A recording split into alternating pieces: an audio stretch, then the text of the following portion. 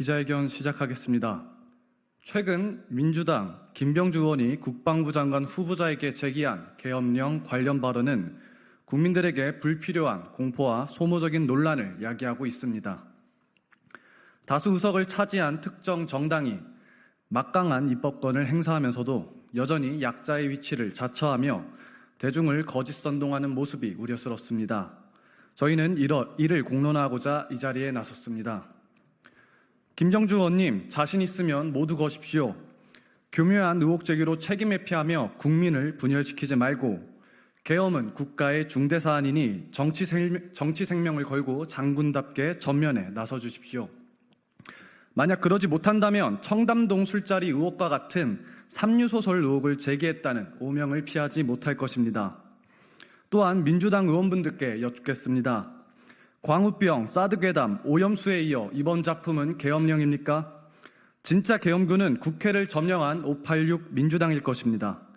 이들은 무소불위한 입법 권력의 횡포를 일삼지만 마치 자신이 독재에 저항하는 약자로도 되는 듯 거짓 선동을 일삼고 있습니다.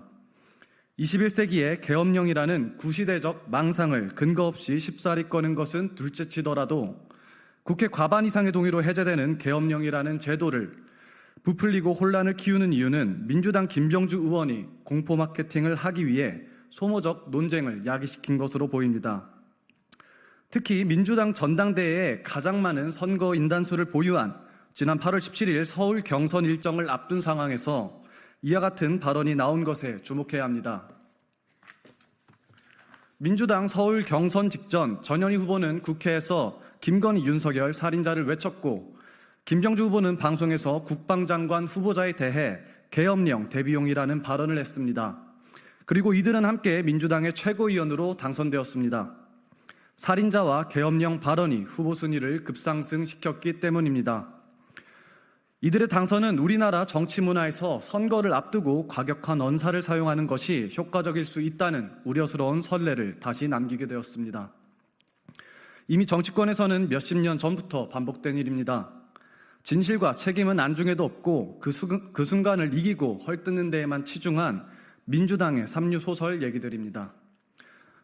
2008년 이명박 정권을 전복시키려고 했던 머리에 구멍이 송송 나는 광우병, 2010년 천안함 사건이 북한의 소행임을 부정하는 천안함 좌초설, 2016년 대한민국 영토를 지키는 사드 전자파에 온몸이 튀겨진다는 사드괴담, 2023년 민주당이 총력을 쏟아부은 후쿠시마 오염수 괴담, 자극적인 삼류소설에 묻히게 된 재미없는 진실은 다음과 같습니다.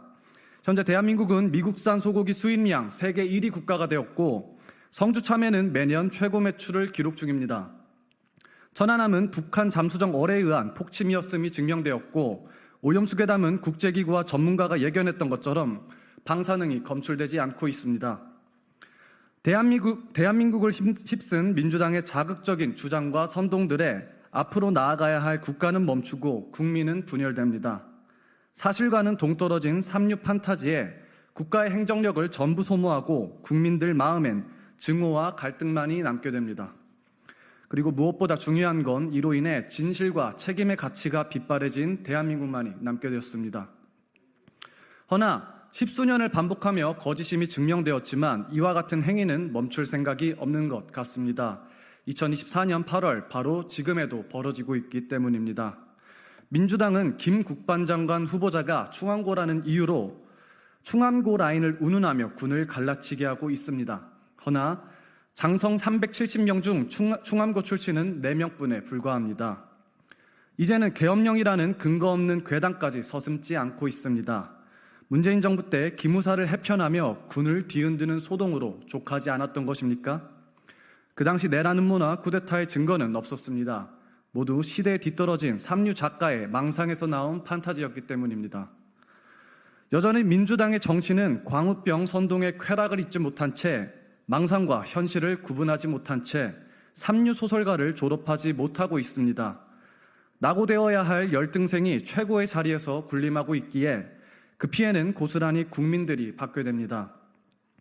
민주당 의원분들께 호소합니다. 민주당은 모든 정신과 에너지를 거짓 선동에 집중하여 온 국민들을 혼란스럽게 하는 것이 목표입니까? 그렇게 쟁취한 승리는 진정 의미가 있는 겁니까? 광우병에서 계엄령까지 16년이면 충분합니다. 더 이상 국민을 혼란스럽게 하는 허위 선동을 남발하지 말아 주십시오. 지금 당장은 자극적인 거짓 선동에 비해 진실과 책임의 힘이 약해 보이겠지만 정치의 언어가 진실과 멀어질수록 결국에는 국민에게 멀어지는 것임을 기억해야 할 것입니다. 감사합니다.